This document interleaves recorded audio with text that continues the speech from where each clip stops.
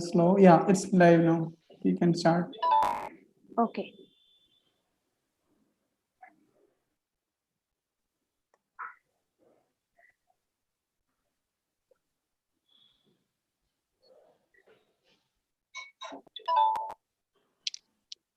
Can I start now?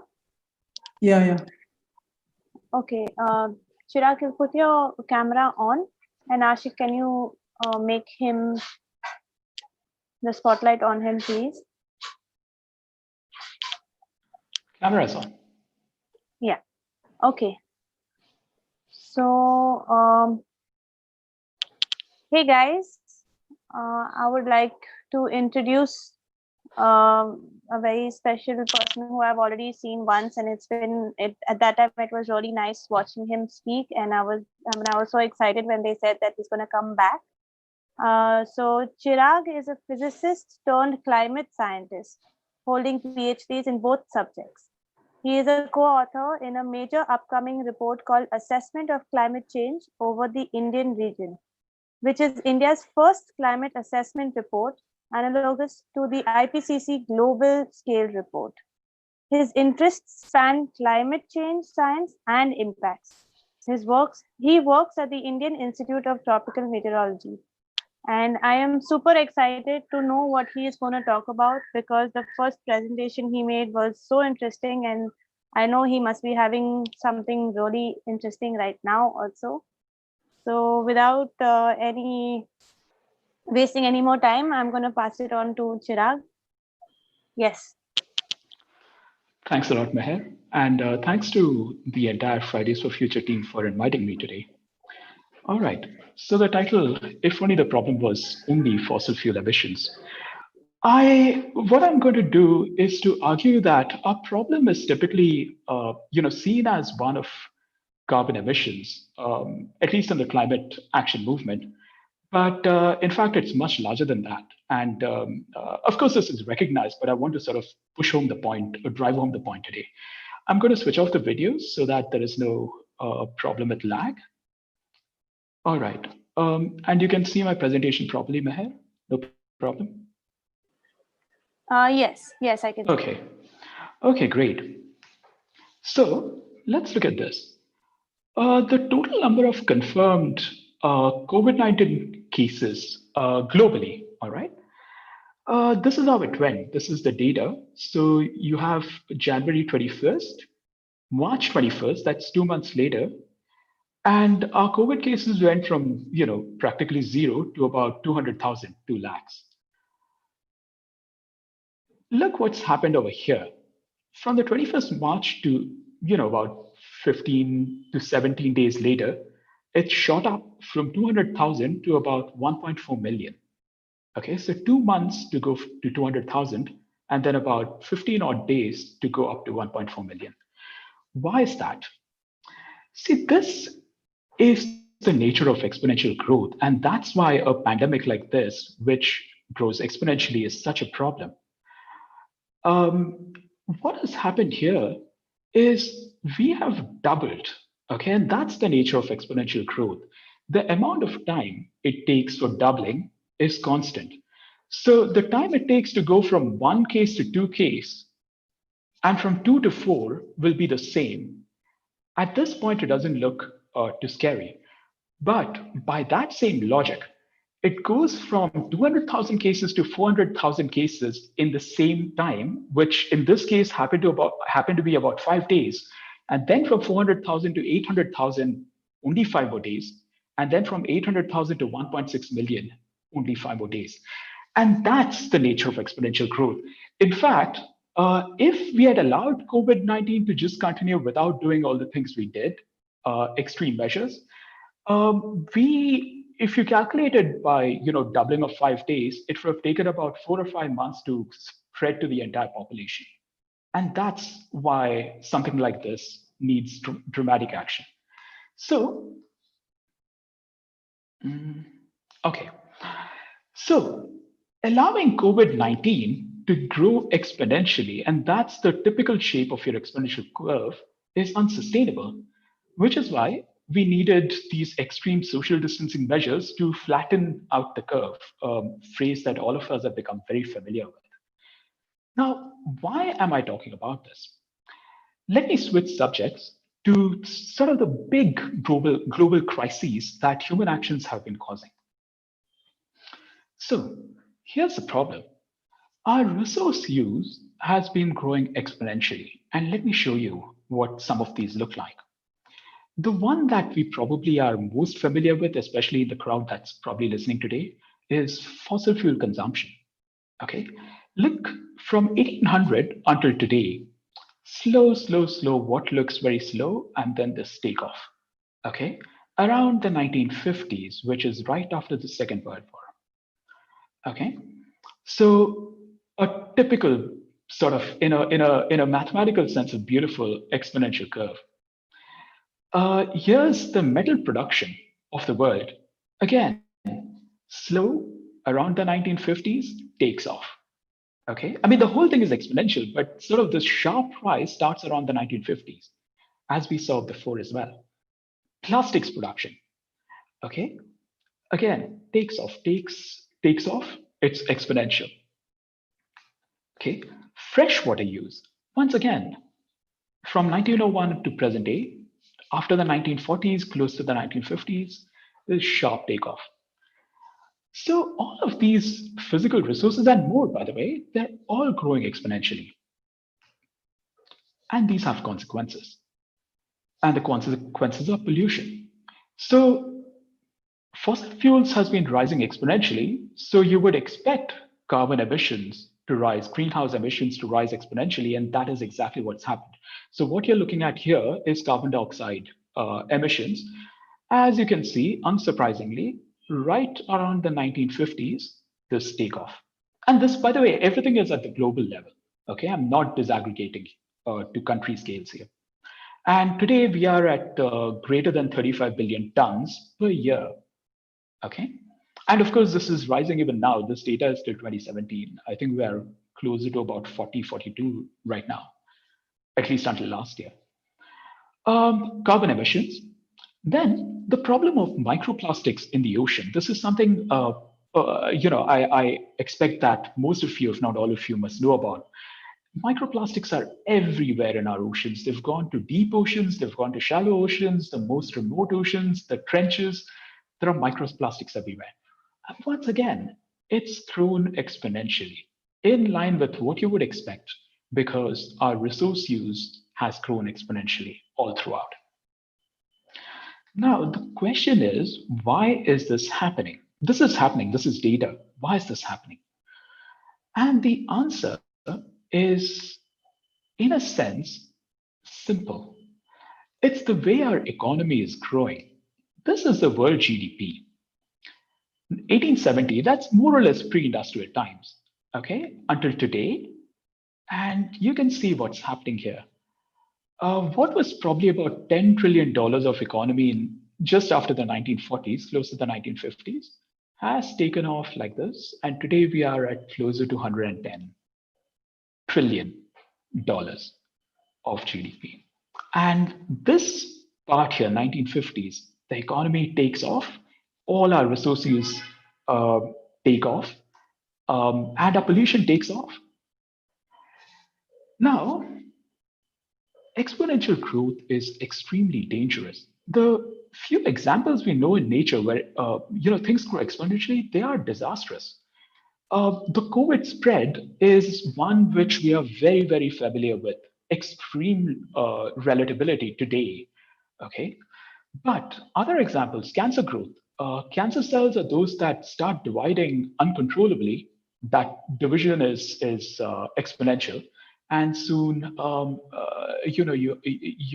it's a danger to health, and it can happen in very short order because the growth is exponential. Nuclear explosion is another such. The only difference between a nuclear power plant and a nuclear bomb is whether the process is not exponential or exponential. If it's uncontrolled exponential growth, it becomes a nuclear explosion. So you have to control it very carefully for it to be a nuclear power plant. Okay. So here's what it is. Our resource demand has been growing exponentially with time. Okay. And the consequences are that you need to extract these resources. So you have to mine and you have to use these resources to create, you have to create infrastructure to use these resources, which means that we are going and mining, building roads, rails, uh, deep sea exploration for oil and oil spills as a consequence. You can see that duck in between became a very infamous photograph. Putting power plants in remote areas because we don't want to put them in our backyard, and all of this, we are getting into ecologically sensitive zones, destroying forests, and coming into close contact with nature, which is also one of the big reasons why the virus outbreak even happened, and killing off a lot of wildlife. We are going through the first mass extermination. Some people call it the sixth mass extinction, but that's not really accurate because it doesn't suggest agency. We are going through the first mass extermination of species right now. All these resources are being used in the process of which there is pollution. And that pollution, as we just saw, is also rising exponentially. This pollution has its own consequences. All of the fossil fuels we burn, we put carbon emissions, pollution into the atmosphere that's causing the climate crisis. On the other hand, all of the plastics, all of the e-waste, we are dumping them into landfills, we are dumping them into the oceans. We are causing soil degradation, we are causing water degradation, water pollution. Okay, so the whole problem really arises from the use of resources, how we extract to how we use, and the consequences in both cases. And that's why the title, if only the problem was only fossil fuel emissions, the problem is much larger than that, unfortunately. So here is kind of a summary. Our resource demand is growing exponentially, which is unsustainable. Resources are in finite supply on a finite planet. We can't just keep burning through them and expect them to last forever. They won't. Resource use is causing pollution, and if that goes on increasing exponentially, that's unsurvivable. So what we need, and this, in fact, sorry, yeah, this in fact gives us a nice definition of what genuine long-term sustainability is. Instead of resource demand rising exponentially, we need to eventually flatten it out. Okay, that's the only way it can be made sustainable. And pollution, instead of allowing it to rise exponentially, we need to not just flatten it out, we need to start bending it back down. So we need to actually start removing carbon, for example, from the atmosphere. Okay, removing plastic, if that's at all possible, from the oceans. So this is really what genuine sustainability looks like. Anything short of this is not sustainable in the long run. Now, the problem of economic growth is this. Sustainability demands that our resource use flatten out, but our mainstream economic dogma demands that GDP must grow continuously, indefinitely, perpetually, and exponentially.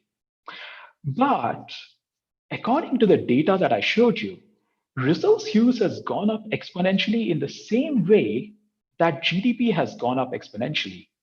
So, how do we do this? How do we make GDP grow and yet be sustainable?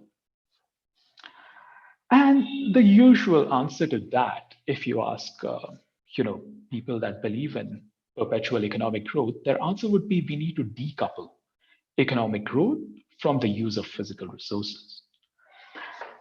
And here is the fundamental divergence. Okay, this would be great if we could do. What I'm going to argue today is that this is exceptionally difficult to do, not usually by the arguments that are raised. So here is usually what, the way people think about how this decoupling can be done, where GDP can continue increasing, but resource use can stop growing. So one is renewable energy, wind and solar. The other is energy efficiency, replace LED lamps, just an example, replace incandescent bulbs for LEDs. Resource efficiency, recycle as much as you can, reduce wastage. All of these are excellent, they must be done, but the question is, what are their limits? Because there are very hard limits. Can technological innovation really flatten out resource use permanently? And these are the limits. There are mathematical limits, there are physical limits, there are pragmatic limits of how much it will cost, there are behavioral limits to how we respond to these changes. Let's go through these. These are what I want to really focus on today. Mathematical limits, the nature of exponential growth. So let's do a thought experiment, okay? Let's imagine that the amount of fossil fuels we have today will last us 100 years. That's the estimate, okay?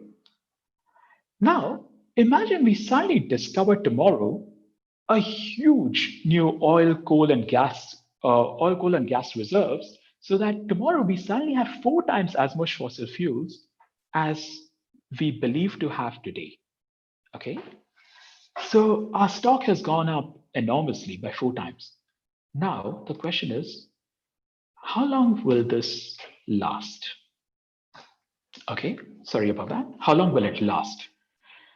So it might be tempting to think it would last for 400 years since it's 4 times as many resources, but in fact, the answer is a lot more, a lot less. It's only about 160 years.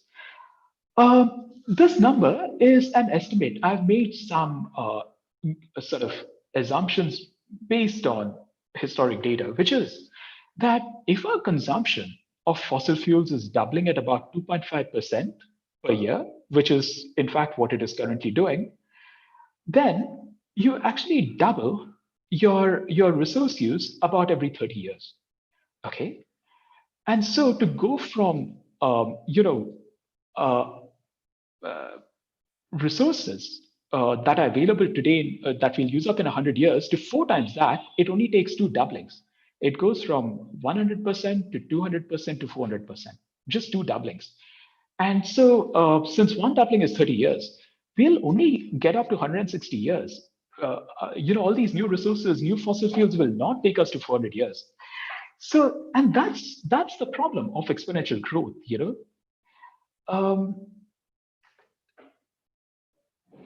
Mathematically, to put it in a mathematical way for those that care about it, our resource discovery or efficiency growth is linear, but our resource demand is growing exponentially because of the way our economy is set up to grow exponentially.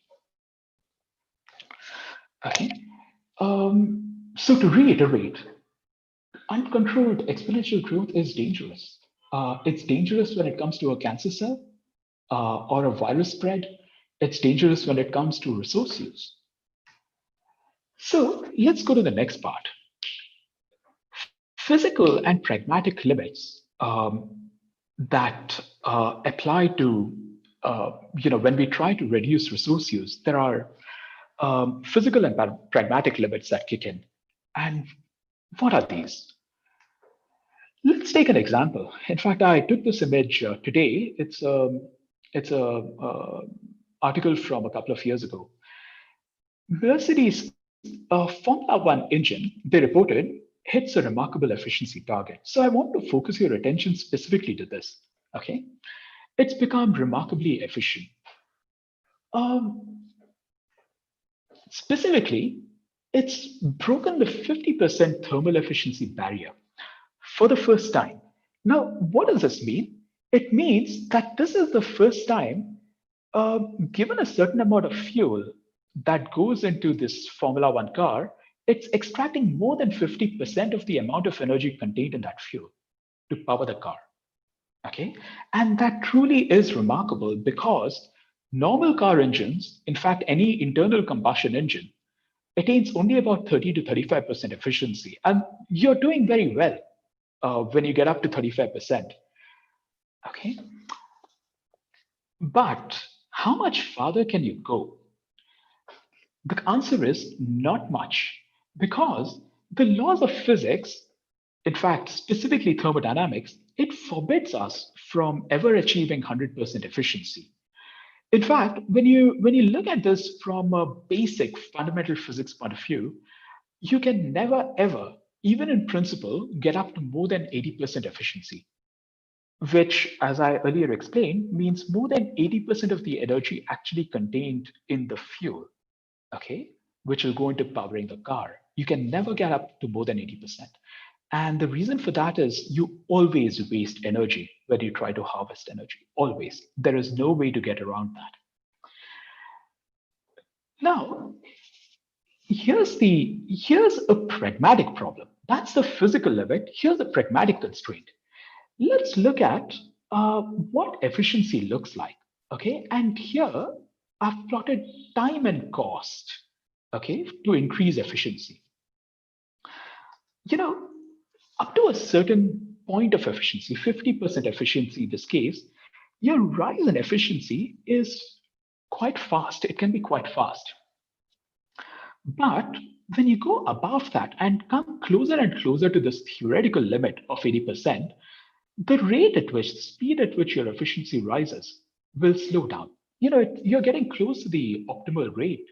So pragmatically, what happens is the amount of time and money you use to increase it further rises dramatically for very small improvements in efficiency. So on the left-hand side, you have very rapid improvement, but in this domain, your improvement starts to slow down dramatically.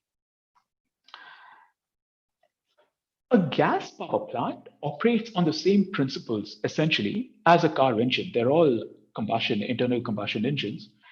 A gas power plant is typically quite efficient as these processes go. It gets up to about 60% efficiency, and it is exceedingly difficult to exceed it. Okay, the amount of money and time you would have to spend to develop that kind of technology just to get from 60 to the theoretical limit of 80% is extremely high. And so, in the world of Formula One, small improvements in efficiency can be the difference between winning and losing. But in the real world that we live in, that's not the case. It doesn't make pragmatically sense to actually attain, spend those millions of dollars that Formula One can afford to improve efficiency by that little bit. But here are some objections now that can be raised to the kind of arguments that I've made. We are very far from the limits to efficiency for many processes, and some of those are in fact not governed by thermodynamics. Okay, and this is true. We are very inefficient in very many processes, and so there's much scope for improvement.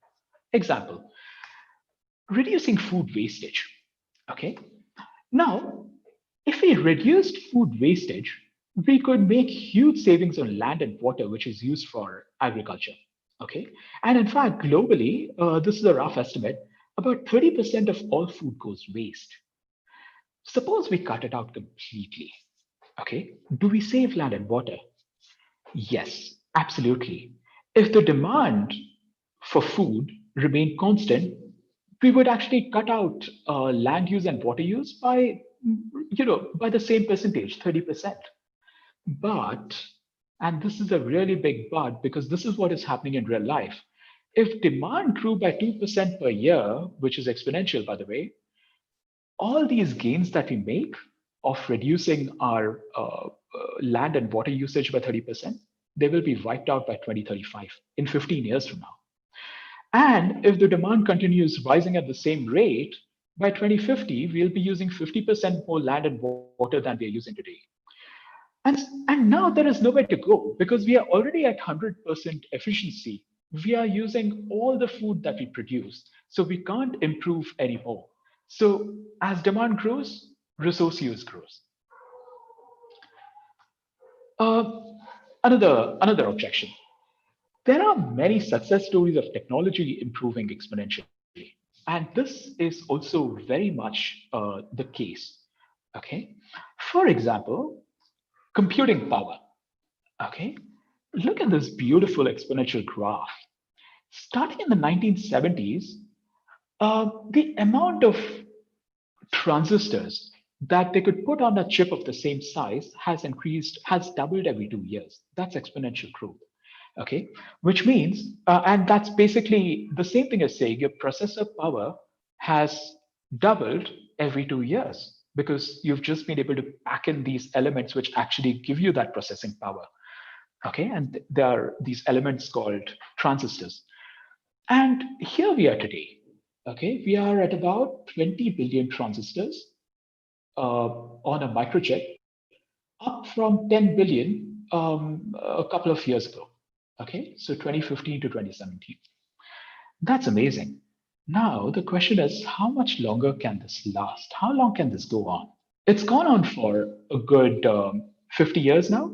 That's brilliant. Here is a commentary by Gordon Moore, who in fact first posited that this exponential rise would occur. Okay, 2005. See the marked portions. He stated in an interview that this rise cannot continue forever. The nature of exponentials is such that you push them out and eventually disaster happens. The reason we've reached the limit of processing power, of growth in processing power, is quite fascinating. These transistors, to pack them onto the chip, they've been made smaller and smaller. And now they're so small, we are actually approaching atomic limits. You can't make anything smaller than an atom size. So we are done. There is nowhere else to go. So in fact, Gordon Moore himself said that he expected it to end around this exponential increase to end around 2025. At this point, it's only about 5 years away. You can extend it by maybe 3 years, 4 years, but it has come to an end. Any physical process which grows exponentially ultimately hits a physical limit. The circular economy. This is something I want to focus on now because that is hot topic. It's a hot topic. Everyone wants to get on board, and here is a figure, a chart of the circular economy that you will see very often. Right now, the economy is linear.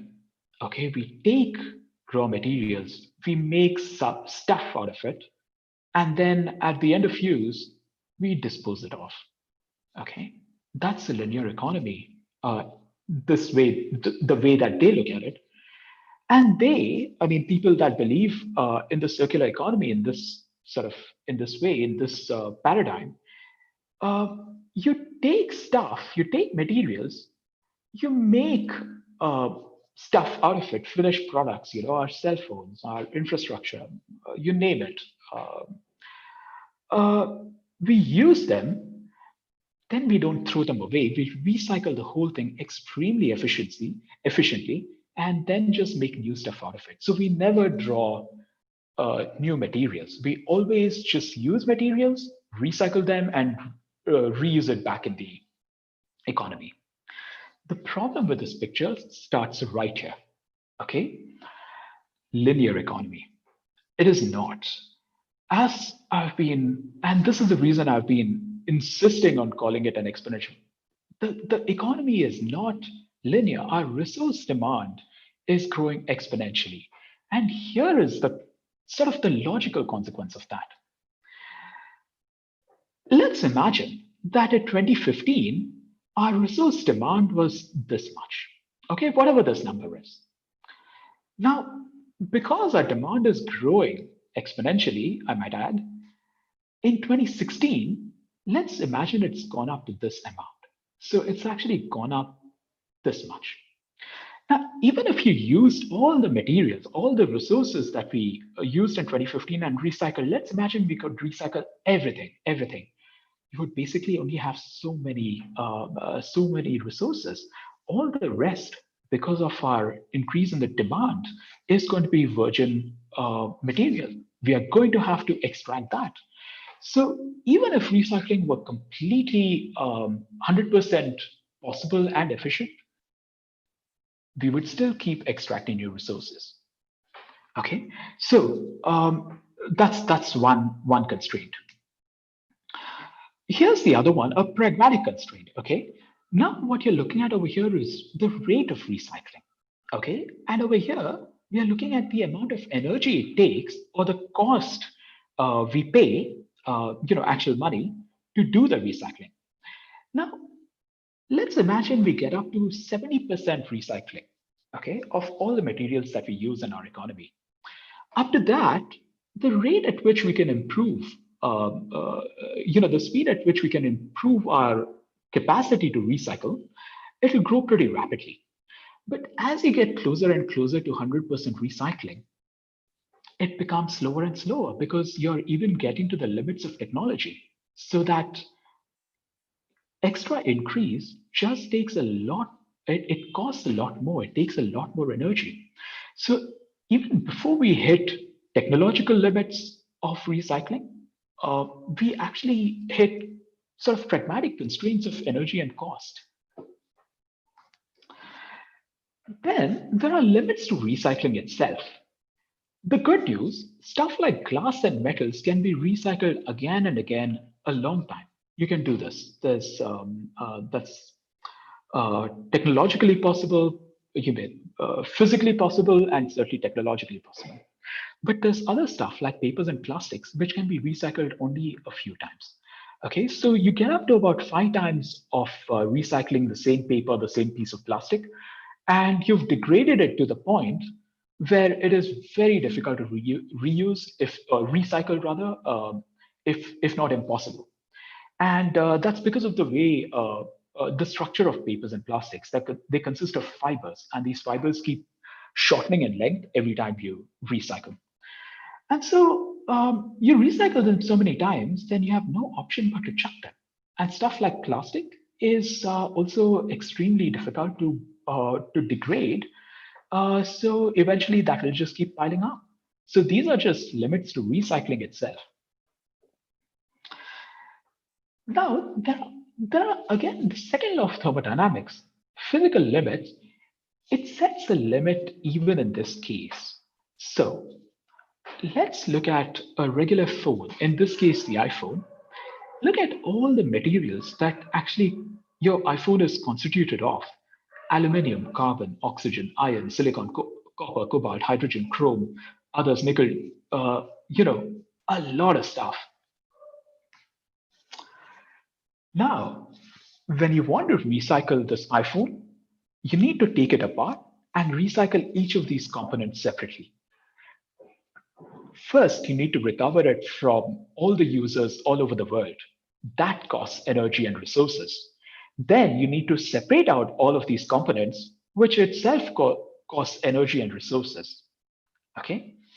And here's an important point, which I haven't noted, put down in words. Energy is by its very nature impossible to recycle. Okay, so this energy is always going to be sort of fresh energy for which, if our economy is fossil fuel based, it'll come from fossil fuels. If not, you'll have to build that extra infrastructure for renewable energy to draw that extra energy from, okay, for recycling. And yet again, aside from this physical limit of thermodynamics, the other issue is again pragmatic. The closer we get to the limits of recycling, the more energy and cost increases, and increases very dramatically.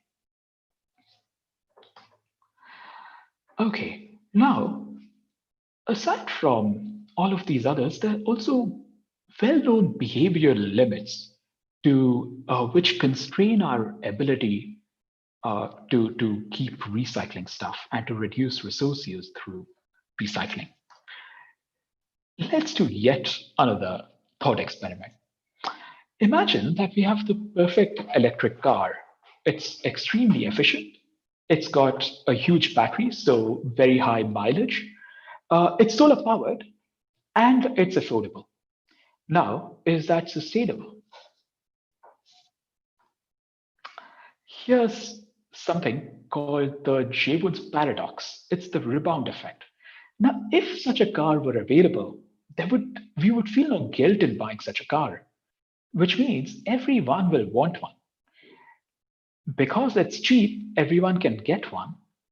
Most people can get one. And because of all of these advantages, everyone will want to drive longer distances. And there would be very little motivation to use mass transport systems, public transport. This is something that I think it was an engineer. Jayvon was an engineer back in the 1850s or something like that, 1800s or 1850s. He made this observation 200 years ago, and it remains true till date. Let's take another example: LEDs. Okay, or let's take a TV. Okay, they've become immensely more efficient than 20 years ago. LEDs, the works. So what's happened? People are using far larger television sets now, multiple television sets in the same house.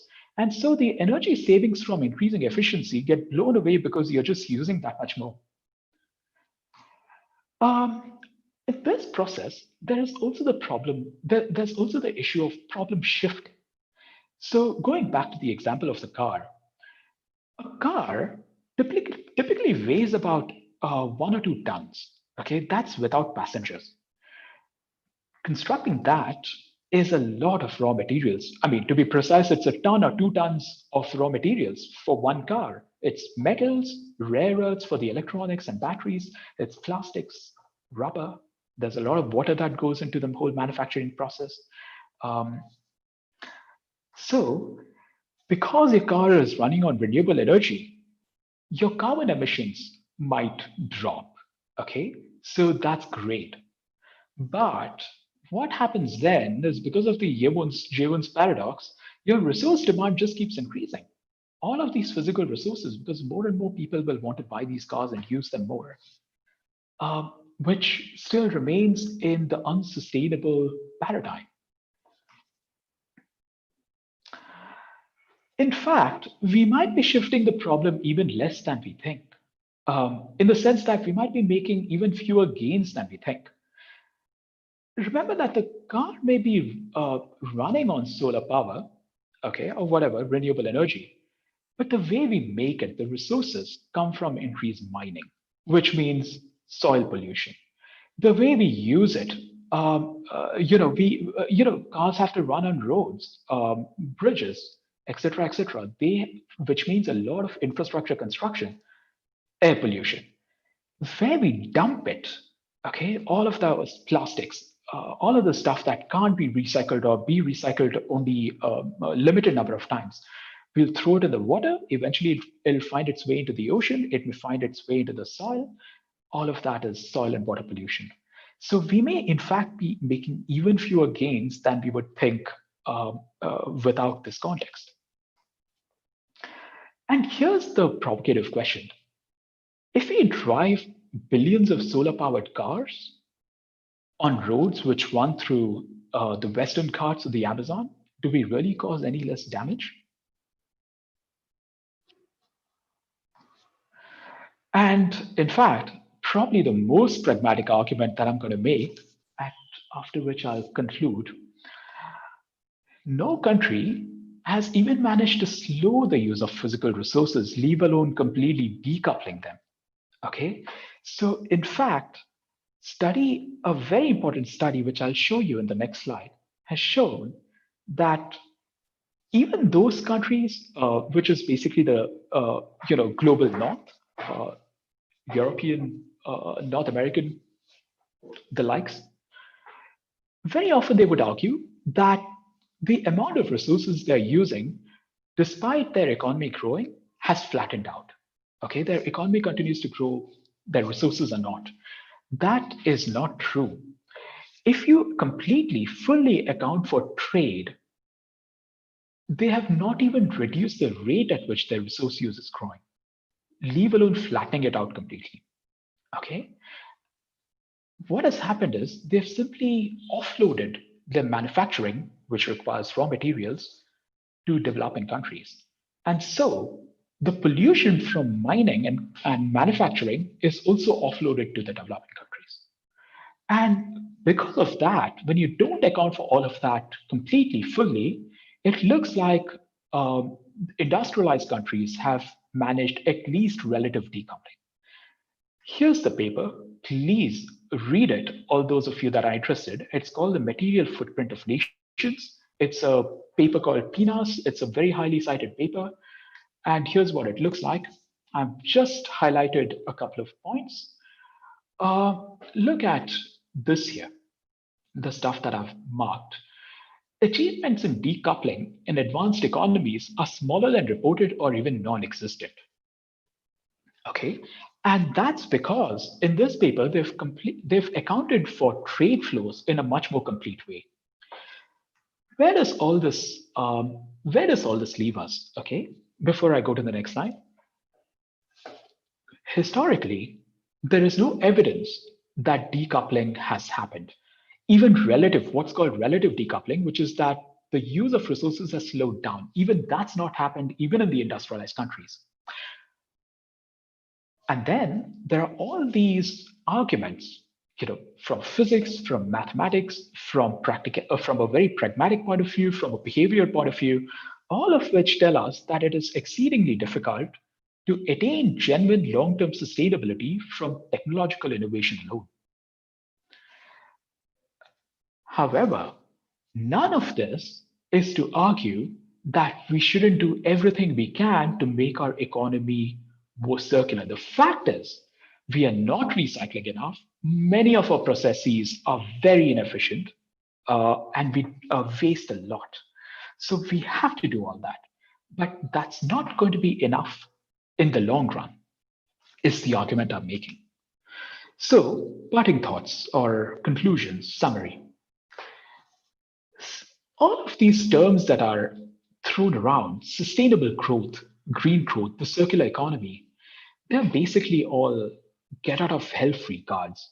Now, these are things we tell ourselves because we feel better about it rather than a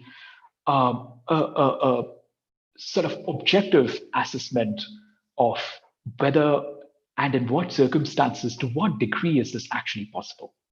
Okay. And again, to reiterate, there is no historical evidence of even relative decoupling, leave alone complete decoupling, even in industrialized countries.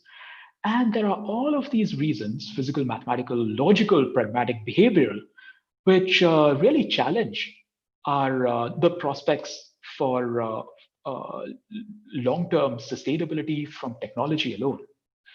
So sustainability and growth, when you look at it from a resource perspective, are fundamentally at odds with one another. And by the way, we have no option but to look at it from a resource perspective because that's finite and we are using it up at an exceedingly rapid pace. Faith in technology is also something that, it's somewhat like belief in God, really. It's very comforting to think that it will save us, that will make our world sustainable. You can argue against it, but you can never completely disprove it. See, I have made all these arguments where what my arguments say is that it is unlikely, very unlikely, that technology alone will make our world sustainable. But I can't disprove it. Just like you can argue a lot against God, and there are many people that have done that, but you can't disprove God. You can, it's a very asymmetric process. And always proof appears to be around the corner. Okay. So a carbon neutral society can't become an end in itself. And this is something which we run the danger of when we talk about climate action. If we become carbon neutral, let's say, we may solve the climate crisis, all right? And that's got to be very qualified, okay? So carbon neutral means our carbon dioxide and general greenhouse emissions go down to zero. So climate crisis solved, it would appear. But for all these reasons that I've just outlined, it will not solve the resource crisis which means it will not sort out the pollution crisis in a larger sense. So from that perspective, we remain unsustainable. Genuine long-term sustainability in a holistic way means we have to flatten out all of our resource demand curves, okay, every one of them. That way, we flatten out the pollution curves or dip it to zero and so solve the climate crisis. But in addition, we also solve the ecological crisis, which just becoming carbon neutral may not do. So what all this means is that we simply cannot have an exponentially growing economy. We can't. It is unsustainable because with GDP go resources. Okay, it's very tightly coupled. And in fact, I would argue, in fact, it's impossible. Although from a strictly scientific perspective, I should say very unlikely. But really, I personally believe it actually is for all of these reasons combined, impossible to decouple economic growth from resources. And so we need to, for sustainability, flatten out GDP. That's what's called a steady state economy. Some would go even further and say we need degrowth. We actually need to decrease the size of our economy like that. Having said all that, we must take climate action. None of this is to argue that all of the action we are currently taking, for example, the Fridays for Future movement or the Extinction Rebellion movement, they are all absolutely necessary and complete urgency. What I'm really arguing is that all of this climate action is our short-term tactics, but flattening out resource use for complete sustainability is the long-term strategy. By the same token, improvements in efficiency, so recycling and so on, we must work towards far greater recycling. We recycle very little, even in countries like the Netherlands, Singapore, Germany, which are considered, to recycle a lot. It's a little over 50 or 60%. So there's a lot of scope there, and so we must do that. But again, recycling is a part of our short-term tactics. From a short-term perspective, tactics. From a long-term perspective, we have to flatten out resource use, for which we have to flatten out demand, for which we need to flatten out our economic growth. We cannot allow it to rise. Also,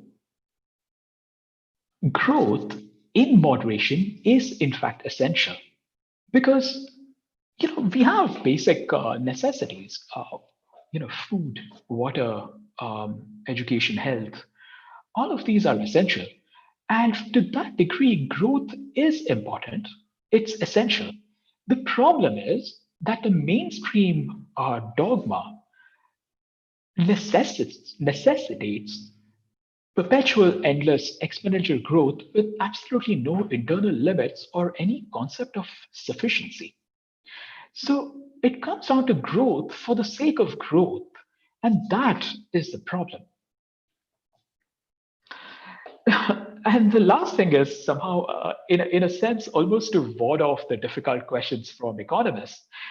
See, it is not our responsibility, and by our I mean people like me that argue that technological fixes are not going to be enough.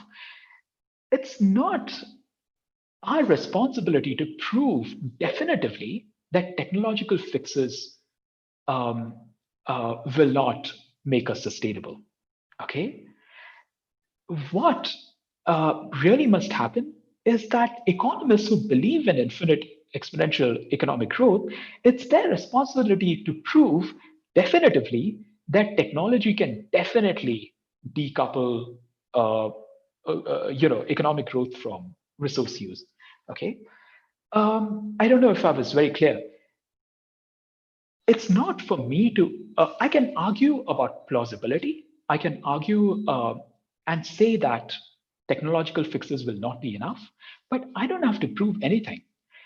It's for economists to prove what they believe, which is that technology will definitely solve global crises. And that's because we are betting our survival on their belief, not on mine. I mean, if despite everything I've argued, it turns out that technology does solve the problem somehow, okay, discover new physics or something, great. But if economists turn out to be wrong, our survival is at stake. So it's for them, the onus is on them to prove their point. So I think I'm through with that.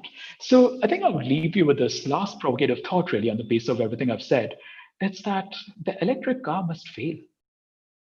We believe that it's going to save us. It's not. It does not take us to the sustainable future that we need to get to. So with that, thanks all very much for listening.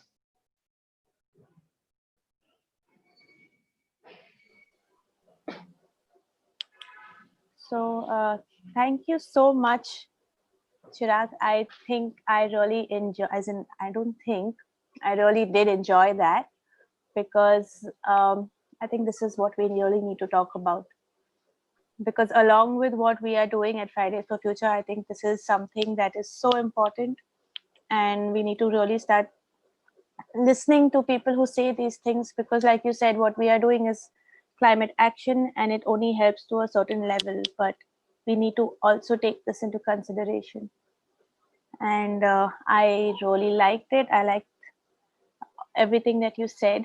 And yeah, I feel like as if only we can keep doing this. I personally feel, as in this lecture, the webinar that you just did, maybe we can do more to reach out to more number of people, so more people hear this. I think it's very important that that happens. Absolutely, absolutely. Yeah. So there are a couple of questions.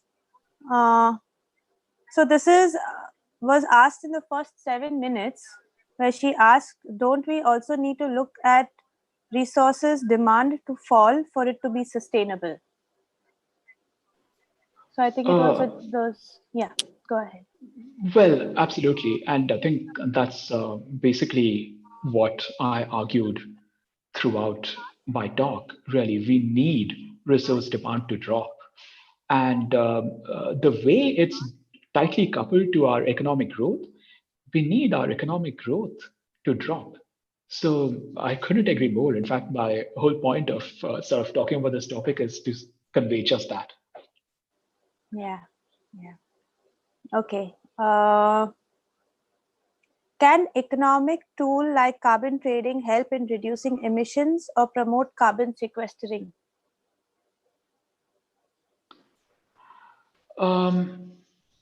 Yeah.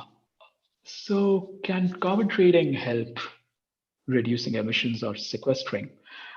Well, you know, no. I mean, I'm hesitating, but really, the short answer is no.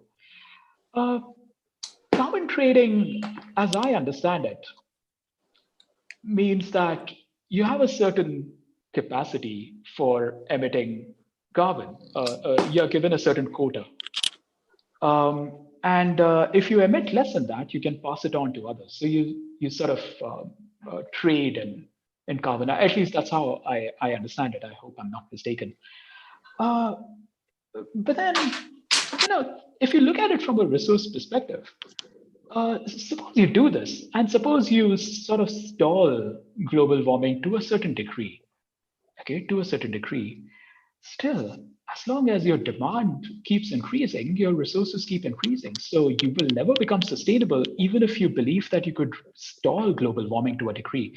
And in any case, when it comes to sequestering, the sort of the natural way to sequester, the only one that we know is growing trees. Okay. And there have been some papers which say if you plant 1 trillion trees or 5 trillion trees or something, you could you could reverse global warming. But there have been many papers that have argued that that paper was had many scientific issues. So sequestration to me is essentially a technological pipe dream. Okay. Again, it seems like there are all these promising new technologies where sequestering it right